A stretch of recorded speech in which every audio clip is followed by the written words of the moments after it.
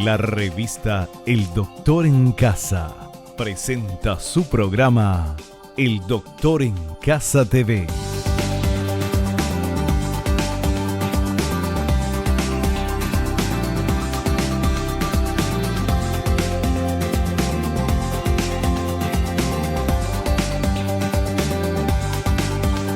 Con la conducción de Vivi Landó.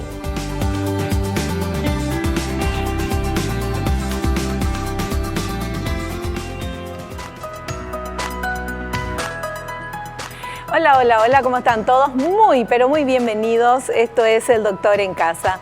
Hoy vamos a hablar de síntomas y tratamientos de la esclerosis múltiple con la doctora Verónica Fleitas. Ella es neuróloga, asesora científica de APMET, Asociación de Pacientes con Esclerosis Múltiple y Enfermedades Desmielinizantes.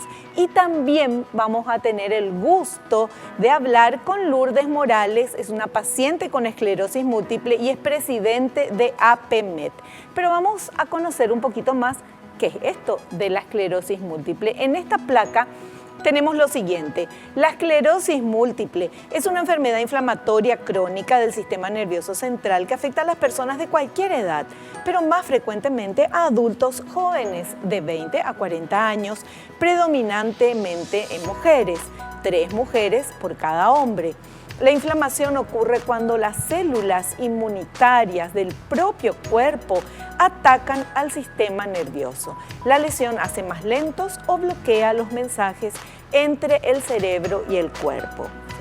Nosotros comenzamos el programa agradeciéndole a Dios por el don de la vida, agradeciéndole por la salud, agradeciéndole por el amor, por la familia, por los amigos. Le agradecemos por el trabajo, por los compañeros de trabajo. Yo agradezco inmensamente la posibilidad de hacer este programa, que me encanta y donde aprendo tanto. Y agradezco que vos estés viendo el programa, porque este programa fue hecho para vos. Bienvenido. Comenzamos de esta manera, El Doctor en Casa.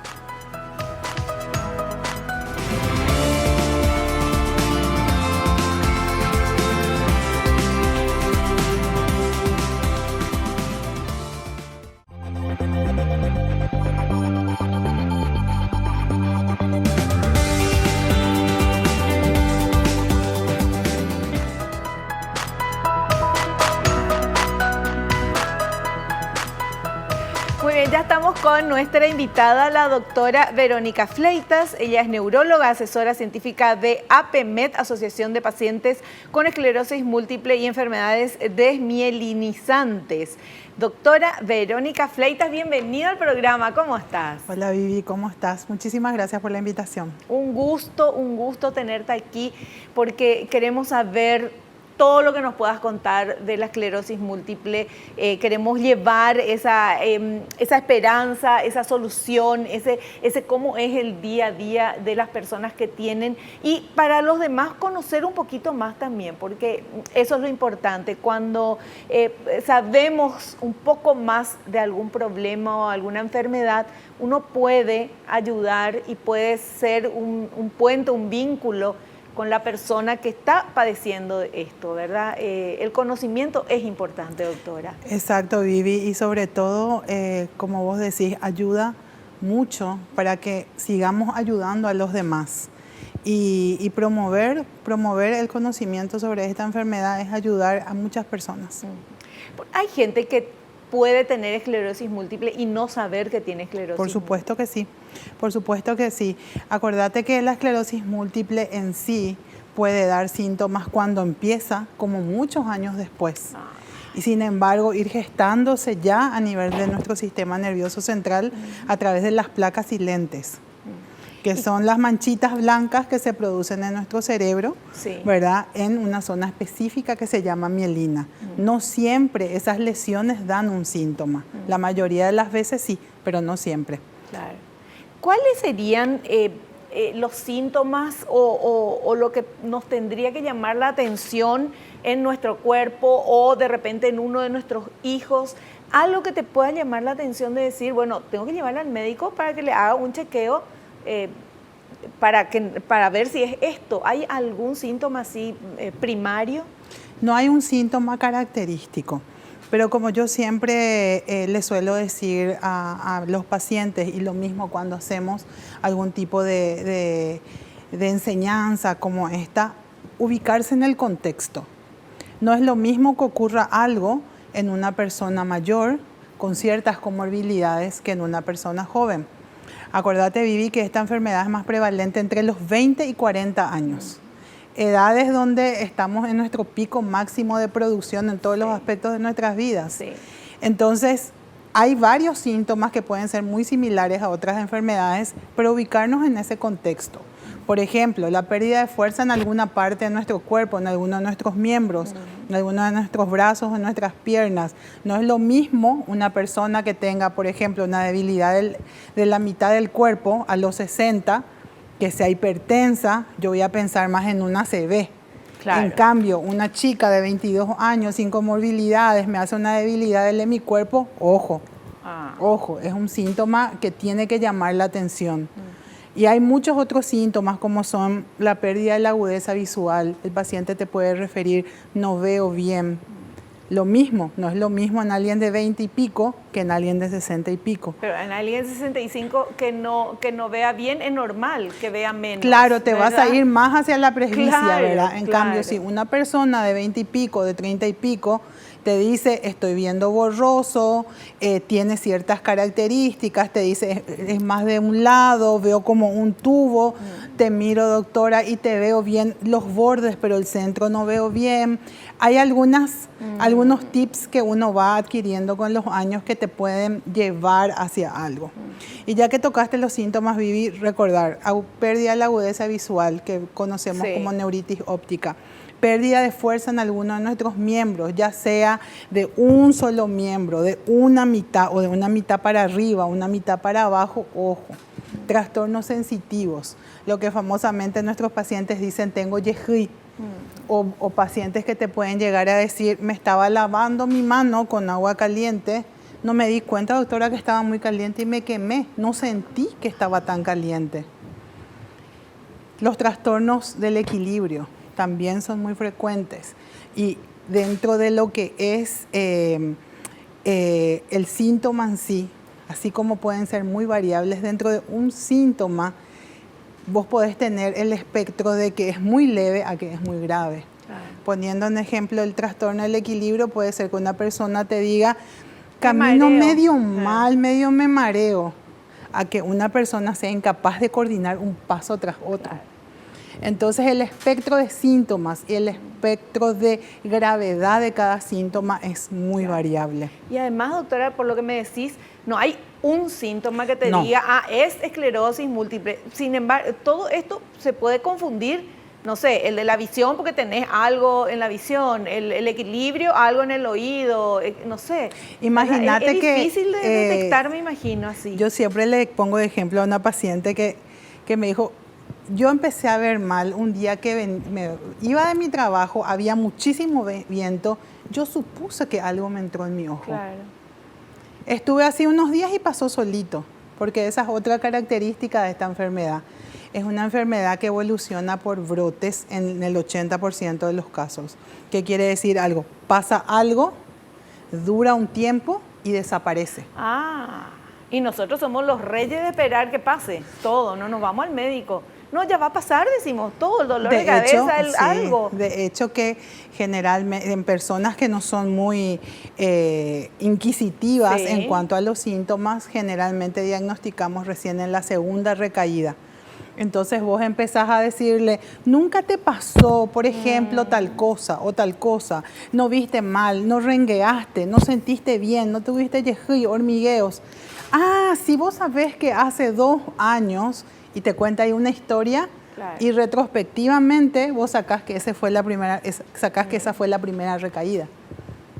Entonces es súper importante que quede un poquito esa enseñanza de que mirar el contexto mujer, porque es más frecuente en mujeres, la relación es 3:1, de una edad joven, 20 a 40 años, que tiene algún síntoma, como los que mencionamos, por mencionar algunos, no dejen de consultar, acudan al médico, a lo mejor no es nada, pero a lo mejor sí.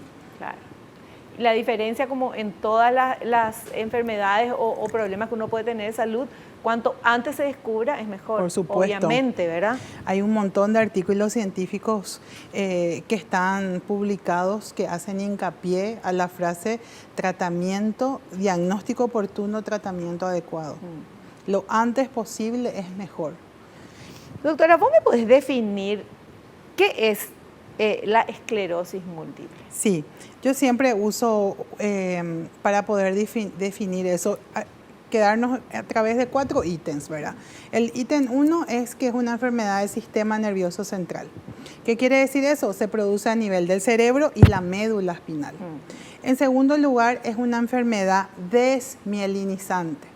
¿Qué quiere decir eso? Hay una sustancia en nuestro cerebro que se llama mielina, que es como si fuera una peliculita o es una pequeña telita que bordea una parte de la neurona. Esa parte se llama axón.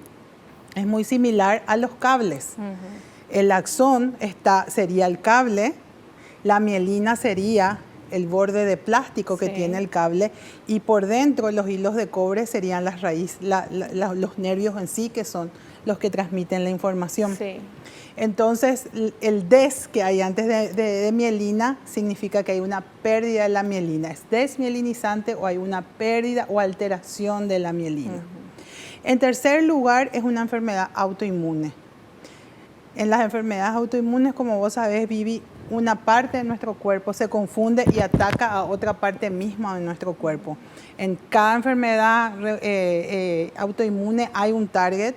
En la esclerosis múltiple, ese lugar de ataque es la mielina. Y por último, que es una enfermedad crónica. Desde el momento del diagnóstico, el paciente va a vivir con eso siempre. Entonces, mientras antes lleguemos, mejor calidad de vida le vamos a poder ofrecer a nuestro paciente. Perfecto, súper claro. Ahora vamos, doctora, nuestro equipo de producción nos preparó un material muy, pero muy interesante sobre esto. Vamos con este material, por favor. La conducción nerviosa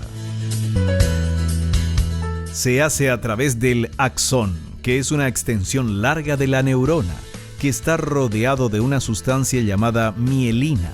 La vaina de mielina parece ser el objetivo del sistema inmune, pero también hay deterioro del axón y a largo plazo el cuerpo neuronal. Las lesiones inflamatorias se distribuyen a lo largo de la sustancia blanca, nervio óptico, áreas periventriculares, cuerpo calloso, cerebelo, médula espinal, que son partes que principalmente conectan diferentes partes del sistema nervioso entre sí o con otros órganos y tejidos.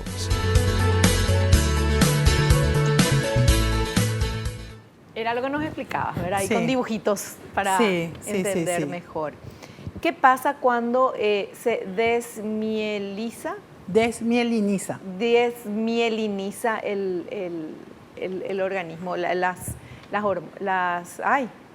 neuronas. Neuronas, eso. Bueno, nuestro cerebro en sí, nuestro sistema nervioso central funciona mucho así como todos estos cables que vemos acá en el estudio. Es un trabajo en redes, ¿sí? Entonces, ¿qué es lo que pasa cuando hay una desmielinización? Esa zona no conduce adecuadamente. Es como si fuera que el cable se peló. Entonces, se produce una orden en una zona del cerebro. Pongamos ejemplos, voy a levantar mi brazo derecho. Esa orden va por el axón, por la mielina, hasta el órgano efector y yo levanto mi brazo derecho. ¿Sí? Eso en condiciones normales. Cuando hay una pérdida de axón en alguna zona, la conducción nerviosa no puede llegar desde donde se produce hasta donde tiene que ejecutarse de manera adecuada. Según qué tan grave sea el daño, será el síntoma. A lo mejor es un daño pequeño y yo recibo la orden, igual puedo levantar mi brazo derecho, pero tal vez lo hago más lentamente, o tal vez lo hago incoordinado, o tal vez el daño es muy grande y yo no puedo levantar mi brazo derecho. Entonces depende mucho qué tanto se desmielinizó. Pero a fines prácticos lo que ocurre es que la conducción nerviosa no se puede realizar adecuadamente. Bueno, y no se puede hacer que ese cable esté bien otra vez? Bueno, el cuerpo es tan sabio que crea una sustancia muy parecida a la mielina que se llama tejido gliótico o gliosis, que trata de cumplir la función de la mielina, pero no lo puede hacer de manera completa. Entonces, según los años van pasando y uno va teniendo recaídas, el cuerpo empieza a perder esa capacidad de regeneración con ese tejido y es donde a largo plazo pueden ir apareciendo las secuelas. Perfecto. Bueno, doctora, hacemos un cortecito, volvemos enseguida, seguimos hablando de este tema interesantísimo, esclerosis múltiple.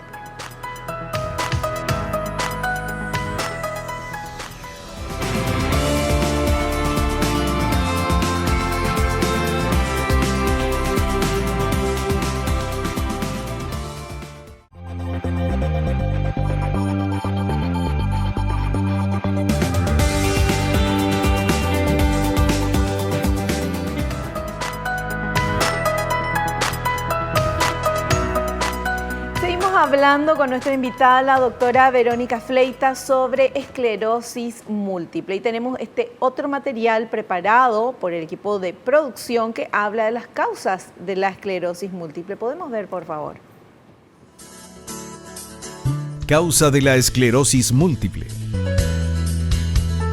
Es desconocida, pero se considera que influyen factores genéticos y ambientales, como infecciones virales, el tabaquismo, la deficiencia de vitamina D.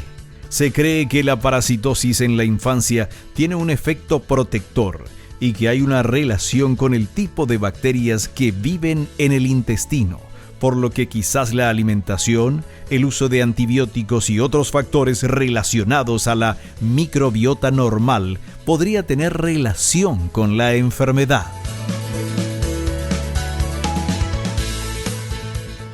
Doctora, por favor, contame que la parasitosis protege. Yo iba a decir, cuando escuchaba eso, parasitosis en la infancia, Dios mío, todos tuvimos parásitos en la infancia en este país. Pero al revés, es bueno, puede proteger. Sí. Bueno, hay un estudio del doctor Jorge Correales de la FLENI en Argentina que demostró que la parasitosis durante la infancia ejerce cierto efecto protector. Tampoco es para que dejemos todo al libre albedrío los parásitos. Sí. No, ejerce cierto efecto protector. Ya. Realmente. Bueno, y también, la causa desconocida, ¿verdad? Sí, pero generalmente hablamos de multifactorial. Se postulan varias hipótesis, pero ninguna está comprobada. Y como decía el video, muy bien elaborado, por cierto, se cree que ciertos virus en la infancia pudieron haber sido parte de la causa. Se menciona mucho el virus de Epstein-Barr. ¿Cuál es ese?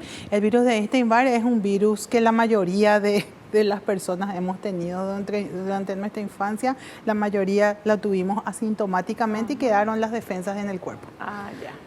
¿Verdad? Y también ciertos factores ambientales. Esta es una enfermedad que es más frecuente por encima de la línea del Ecuador. Se cree es más de caucásicos, es de la raza caucásica. Entonces también se postula un poquito el tema de los factores ambientales, del clima, la vitamina D que ejerce un efecto inmunorregulador en el cuerpo. O sea, hay varias hipótesis que se van tirando, pero realmente no hay una causa identificada. Bueno, y vemos ahora entonces este siguiente material que habla de los síntomas de la esclerosis múltiple, por favor. Síntomas de la esclerosis múltiple. La neuritis óptica retrovulvar o inflamación del nervio óptico con disminución de la visión revela la enfermedad en una cuarta parte de los casos, especialmente en adultos jóvenes.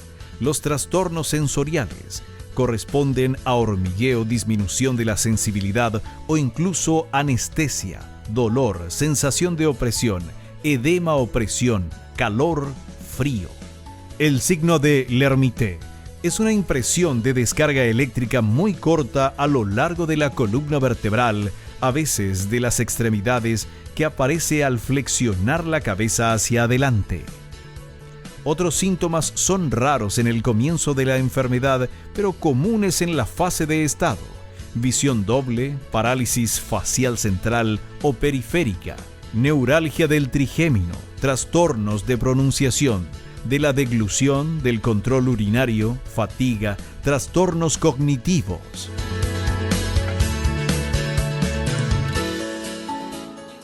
¿Es correcto, doctora? Sí, lo que veníamos hablando un poquito hace rato, Vivi, ¿verdad? Como pudimos ver en el video, se citaron un montón de síntomas. No por algo se agarró el apodo de la enfermedad de las 1000 caras, la esclerosis múltiple, porque simula cualquier tipo de enfermedad. Claro. Pero se citó muy bien los que son más frecuentes, ¿verdad? Los trastornos visuales, los trastornos motores, los trastornos sensitivos y de equilibrio. Me parece que el resumen está muy bueno. ¿Cómo, cuando llega un paciente a tu consultorio, doctora, tal vez ya con un diagnóstico o con todos algunos de estos síntomas que te hacen sospechar, ¿cuál es el tratamiento? ¿Qué es lo que se hace? Lo primero que se hace es, bueno, ahí tenemos dos vías, ¿verdad? La vía que si el paciente ya viene diagnosticado, ¿sí? Si el paciente ya viene con un diagnóstico, lo que hacemos es mirar sus lesiones a través de la resonancia magnética y poder ver si es un paciente que tiene una alta carga lesional, o sea, tiene muchas lesiones o tiene pocas lesiones. ¿Tiene solo lesiones en cerebro o también tiene en médula? Entonces, uno hace como un score del paciente de que si la enfermedad es agresiva o no. Y según qué tanto sea agresiva o si es una enfermedad bastante bien manejable, uno decide el tratamiento. En cuanto a los tratamientos, tenemos como si fueran varias líneas de tratamiento. Podemos empezar con medicamentos de baja eficacia, pero de alta seguridad, y con los años ir como escalonando y llegar a medicamentos que son de alta eficacia, pero que la seguridad es un poco mejor porque estamos hablando de inmunosupresores. Entonces, una vez que el paciente llega, se le diagnostica o diagnosticamos, es decidir conjuntamente con el paciente qué tratamiento vamos a iniciar. Actualmente hay más de 10 tratamientos aprobados para la esclerosis múltiple. Es un escenario totalmente distinto al que vivíamos 5 años atrás, donde había menos de la mitad. Entonces estamos en un buen momento en cuanto a opciones terapéuticas. Podemos elegir, podemos ir más a eso personalizado para el paciente y siempre tratando de encarar la decisión conjunta, hacerle partícipe al paciente de su tratamiento. Claro. Bueno, y justo de eso trata el próximo material. A ver, por favor. Tratamientos de las recaídas o brotes. Los corticoides en altas dosis pueden acelerar la recuperación. Se prescriben como una infusión intravenosa realizada en el hospital, que dura al menos 3 horas a una dosis de 1 gramo por día durante 3 o 5 días. No tienen ningún efecto en la prevención de nuevos brotes. Su uso no es sistemático si los síntomas no son problemáticos.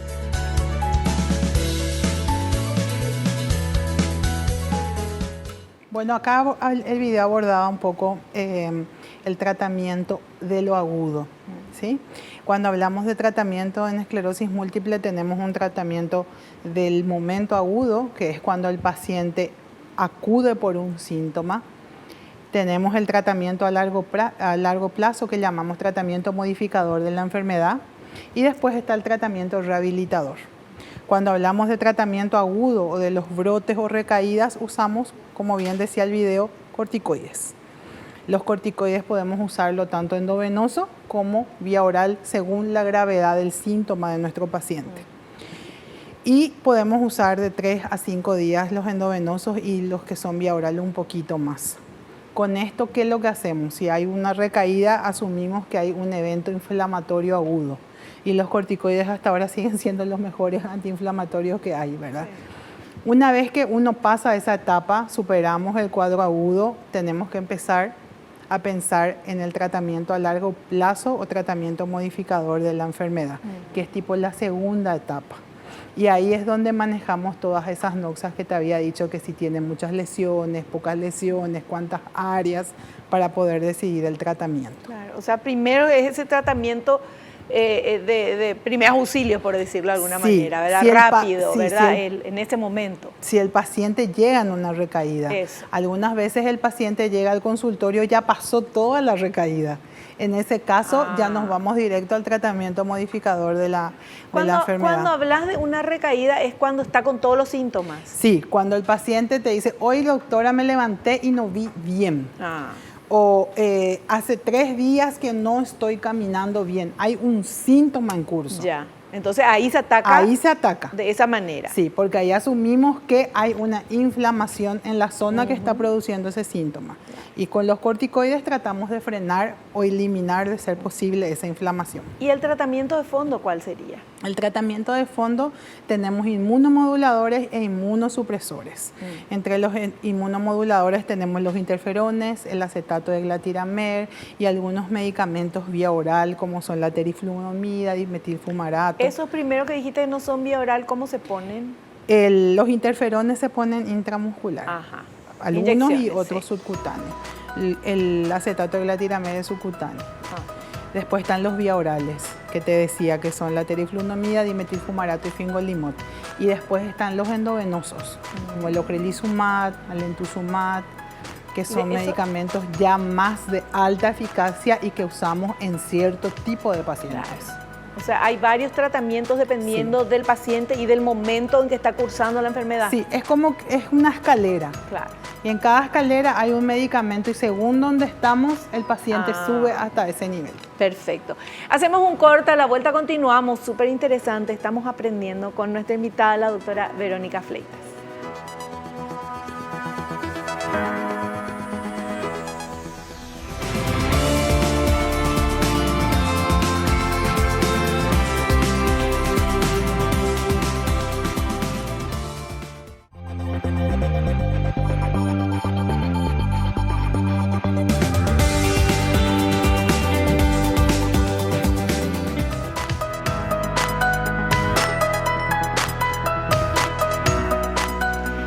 Material muy bueno que habla de los tratamientos de fondo. Vamos a ver, por favor. Tratamientos de fondo. Los inmunomoduladores reducen la frecuencia de recaídas y enlentecen la progresión de la discapacidad. Su tolerancia es generalmente buena. Inmunosupresores reducen la actividad del sistema inmune, cuya respuesta está alterada en la enfermedad. Estos tratamientos deben ser indicados y administrados por profesionales especializados.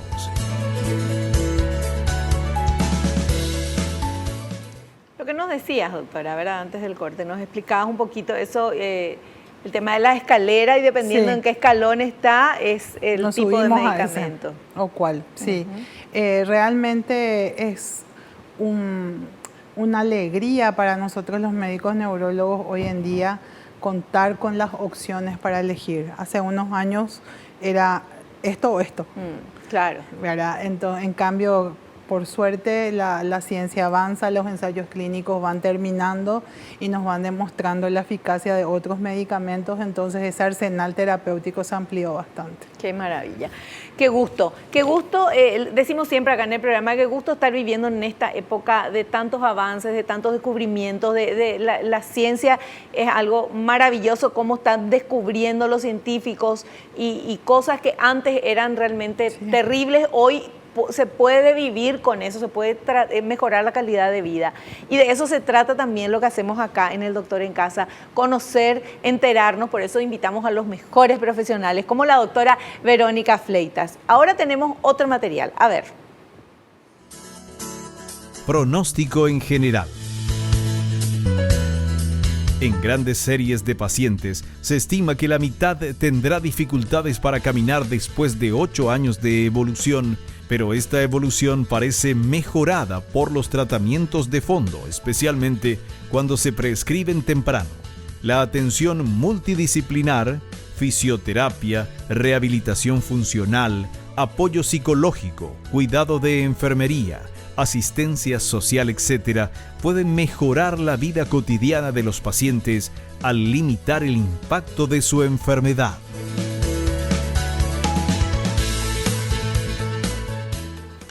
¿Está correcto? Sí, totalmente. Siempre recordar que esta enfermedad debe ser abordada multidisciplinariamente. No es fácil decirle a una persona joven que tiene una enfermedad crónica, independientemente de cuál sea. Sí. Automáticamente debemos pensar que vamos a necesitar sostén emocional. La familia va a necesitar sostén emocional.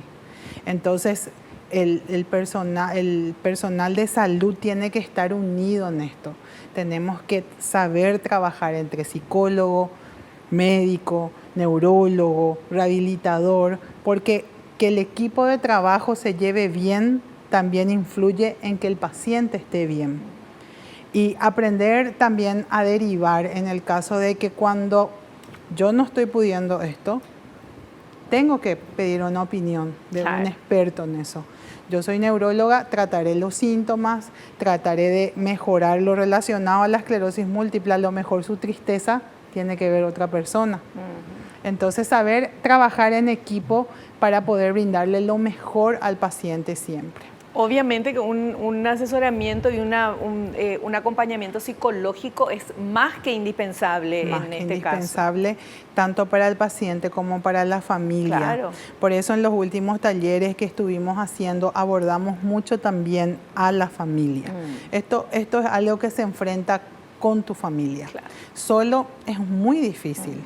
Y también dejar ese mensaje positivo, Vivi, de que ahí hablaba un poquito del pronóstico y de que a los 8 años uno puede tener ya trastornos en la marcha. Hay un antes y un después de tratarse. Si no te tratás, es muy probable que a los 8 años de evolución de la enfermedad vos estés con algún trastorno motor. Pero si vos te tratás a tiempo, eso no tiene por qué ocurrir. Tenemos pacientes que llevan, no sé, años sin tener ninguna recaída y andan corriendo Ironman y eso. ¿Te imaginas? Entonces, empecemos cuanto antes. Me encanta ese mensaje. Bueno, tenemos consultas de la gente para vos, doctora. Vamos a ver, por favor, vamos con esta primera preguntita. Victoria de Limpio dice, ¿qué condiciones de vida o hábitos pueden afectar la esclerosis múltiple?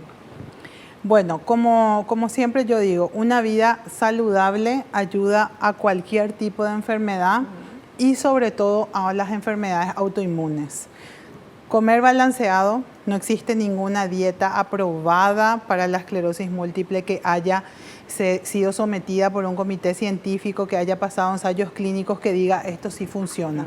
Hay reportes, hay experiencias de determinadas dietas que dicen que funcionan bien, pero nosotros como neurólogos tenemos que basarnos en la evidencia y hasta el momento no hay mejor dieta que la balanceada.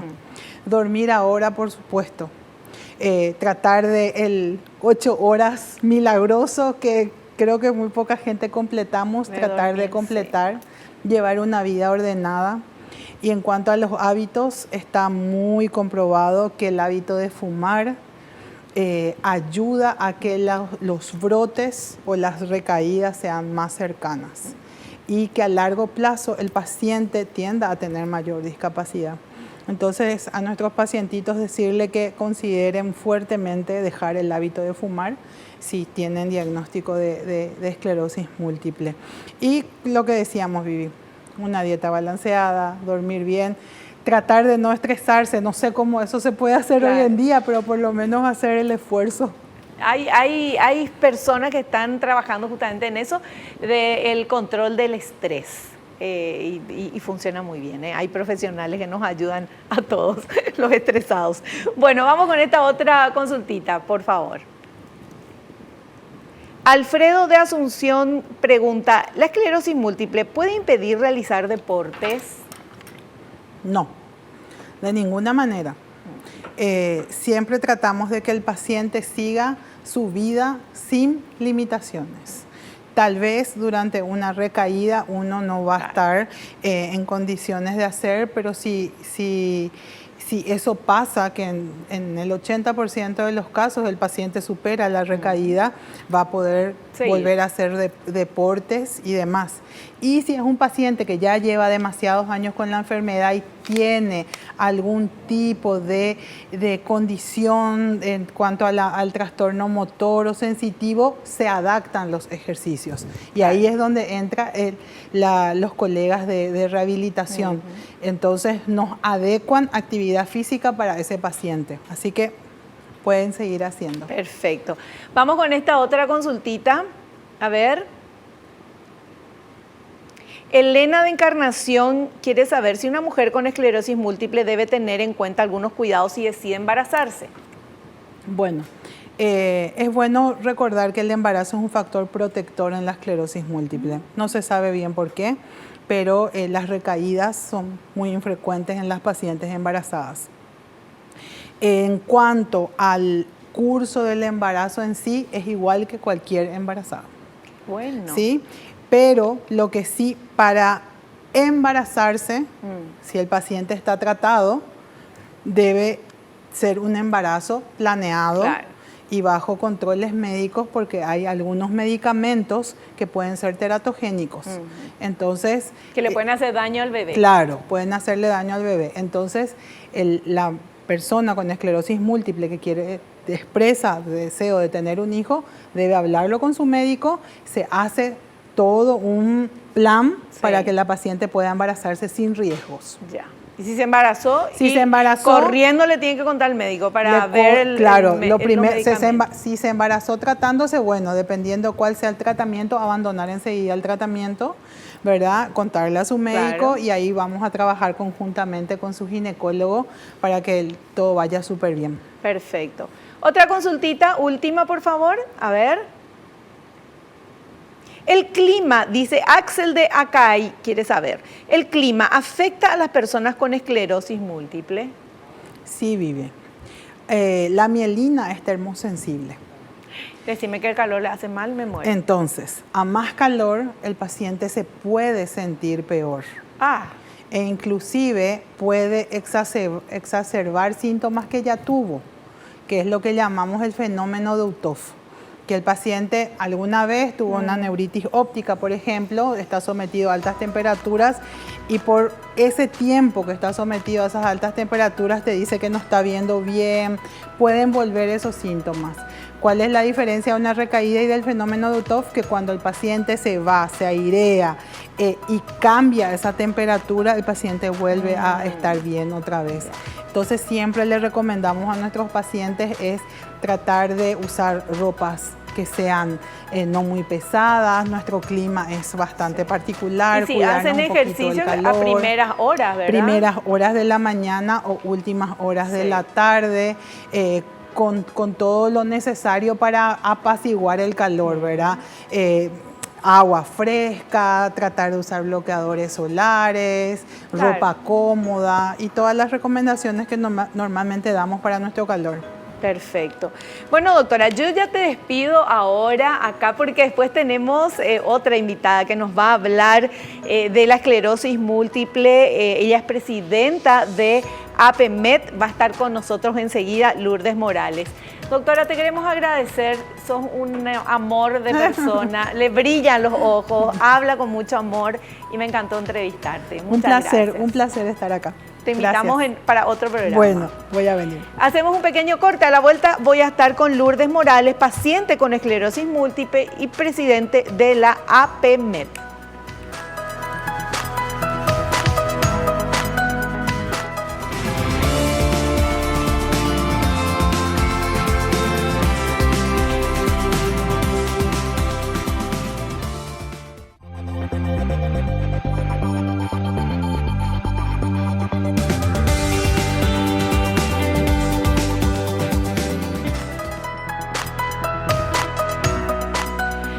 Estoy con mi segunda invitada en el programa de hoy. Ella es Lourdes Morales, es paciente con esclerosis múltiple y es presidente de APMET, que es la Asociación de Pacientes con Esclerosis Múltiple y Enfermedades Desmielinizantes.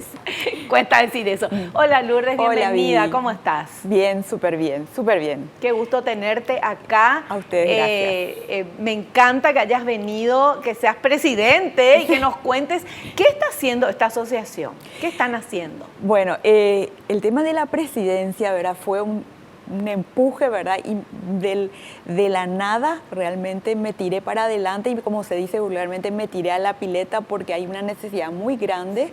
Veía que mucha gente estaba desamparada, ¿verdad? Eso ya cuando fue de mi diagnóstico traté de entender qué pasaba conmigo, ¿verdad? ¿Qué era esto de la esclerosis múltiple? Que era un término, dos palabritas muy raras, ¿verdad? Y qué me pasaba, ¿verdad? Me cortó todo. Toda mi actividad, todos mis proyectos, entonces es aterrizar un poco en mi nueva realidad. Desde el momento en que acepté esta nueva forma de vivir, entonces miré con otros ojos para adelante y bueno, y me involucré en lo que es la asociación de pacientes para ayudar a otros. Quiero que nos cuentes hace cuánto que te dieron el diagnóstico y cómo fue tu vida antes y después de ese diagnóstico. Era una vida, como la mayoría vemos, corriendo por todas las calles, ¿verdad? Cruzando, empezaba a las 5 de la mañana, terminaba 11:30, 12 de la noche, ¿verdad? Detrás de los niños, mis hijos eran todavía adolescentes en ese momento, entonces era la actividad de colegio, de deporte, ¿verdad? Acompañarles y trabajar, ¿verdad? Era comer a veces en el vehículo, ¿verdad? O mientras le esperaba a uno, le llevaba al otro, ¿verdad? Hasta que tuve el diagnóstico. Y entonces era, no te estreses, ¿cómo hacer eso? ¿Cómo encajar ese no te estreses dentro de eso? ¿Verdad? Fue muy difícil de desarrollar un poquito esta nueva forma de vivir, ¿verdad? Y bueno, pero tuve que hacer porque eso significaba el menos estrés era igual a calidad de vida, ¿verdad? Y mis chicos todavía pequeños, ¿verdad? Había que acompañarles porque si no dependía de mí exclusivamente. Me habló la neuróloga y me dice, bueno, esto es... Si vos no haces, perdés. Claro. Así que preocupate para que no pierdas, o lo menos posible, ¿verdad? Gracias a Dios tuve la posibilidad de acceder a un tratamiento oportuno, un diagnóstico y acompañar esto que también con el soporte siempre, que es la red de soporte que decimos siempre en la familia, ¿verdad? Sí. Costó que entiendan porque por fuera no se ve nada. Claro.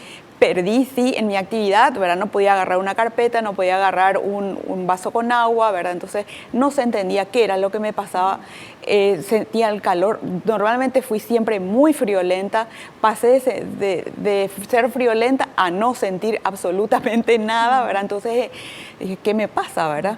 Y bueno, sí fui entendiendo qué eran esos síntomas, ¿verdad? Y cambió totalmente mi vida. Tuve que delegar en quien podía, en alguna mamá, algún vecino que les llevara a los chicos a continuar con su actividad, ¿verdad? Porque eso no podía parar, claro. No se les podía cortar la actividad. Y bueno, fui así sobrellevando, digamos, disminuí mi actividad laboral, ¿verdad? En un principio fue bajar 20% más, fui bajando otros 20, hasta que hoy en día estoy en un 10%, pero sigo trabajando, ¿verdad? Entonces me aferro a lo que sí puedo hacer. ¿Verdad? Entonces lo que sí puedo, y bueno, eso, una de las cosas que sí puedo hacer y que me encanta y es parte, yo digo siempre, es mi terapia, es ayudar al otro. Entonces, relatar mi experiencia. Tuvimos una lucha pequeñita, ¿verdad? En su momento, en familia decíamos, contar o no contar, ¿verdad? Digo o no digo. Bueno, yo tengo un trabajo independiente, dije, no tengo un patrón a quien tenga que... con quien tenga que cuidarme, que me pueda despedir, entonces dije, bueno, sí, yo voy a contar. Y asumí contando, relatando y compartiendo, eso ayuda muchísimo a quien está recién diagnosticado, a quien no quiere contar, porque ya de por sí la enfermedad es una carga. Sí. Y otra vez uno le suma a la mochila, ¿verdad? El no tener que contar se hace mucho más difícil. Entonces, ahí involucrar a la familia a que sepan qué es, cómo me sentía, qué me pasaba, por qué no se me ve nada y sin embargo el calor me languidece, pierdo la fuerza, no puedo hacer muchas cosas, no puedo pensar. Lo que antes leía libros, pero muchísimo, ahora no podía leer, no podía agarrar el libro para dar vuelta a la página, ¿verdad? No sentía, pero dije, bueno, fueron involucrándose en tratando de entender. Y bueno, me ayudaron a sobrellevar esto, ¿verdad? Y bueno, cambió totalmente. Desde el momento en que uno, en una etapa en donde uno piensa que va a producir, yo tenía proyectos de salir afuera, de capacitarme fuera, de volver, de revertir lo que sabía para el país. Sin embargo, nada pude hacer. Pero digo, sí. Puedo sí muchas cosas, ¿verdad? Entonces, con esos 10%, a veces puedo 20%, cuando nuestro clima, lastimosamente, tenemos un clima mucho calor, entonces, pero cuando nos ayuda el clima, digo, sí, hoy aprovecho y hoy puedo. Entonces, hago también respetando mis tiempos, ¿verdad? Claro. Bueno, y sos presidente de APMET. Sí. Contanos qué están haciendo, qué lograron, cuál es la meta ahora. Empezamos primero para que se conozca la enfermedad, una difusión, una campaña fuerte de difusión para que se entienda qué es, que no se confunda con otras enfermedades y sobre todo invitar a la gente a que se acerque, a que diga que tiene, a que acuda al médico. Ante el menor síntoma, que vaya al médico, ¿verdad? Que no se quede solito en la casa, ¿verdad?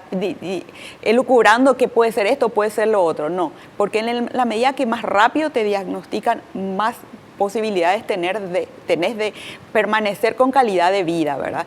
Entonces empezamos a hacer difusión, ¿verdad? Logramos que se hable un poquito más de qué es lo que es esclerosis múltiple, ¿verdad? Después acompañamos todo el lobby, ¿verdad?, que se necesita para la sanción de nuestra ley, que se sancionó en el año 2017.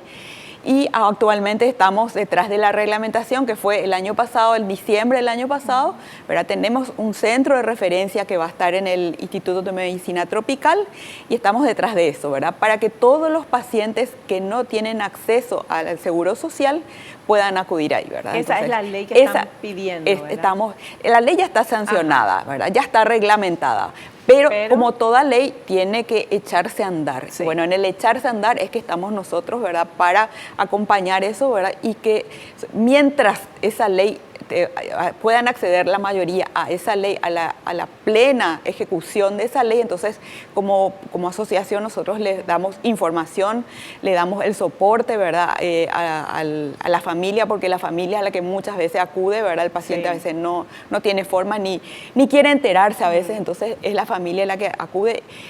Si hay posibilidad, vemos cómo acceder, donativos, ¿verdad? Y vemos para acompañar a la gente, ¿verdad? Y bueno, estamos detrás de, como decía, de nuestra implementación, de la reglamentación de nuestra ley, ¿verdad? Y esa ley habla de una atención integral a todos los pacientes. Integral, es para todas las personas diagnosticadas, ¿verdad?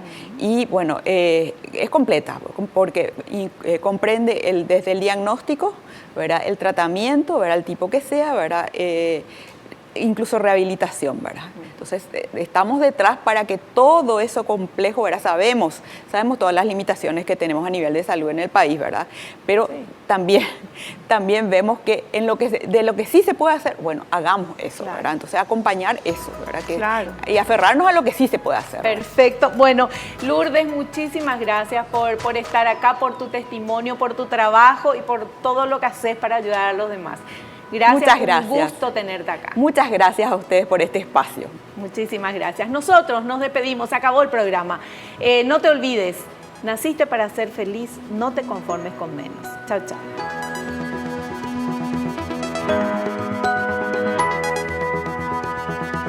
La revista El Doctor en Casa presentó a Vivi Landó en el programa El Doctor en Casa TV. Fue una realización de Alicante.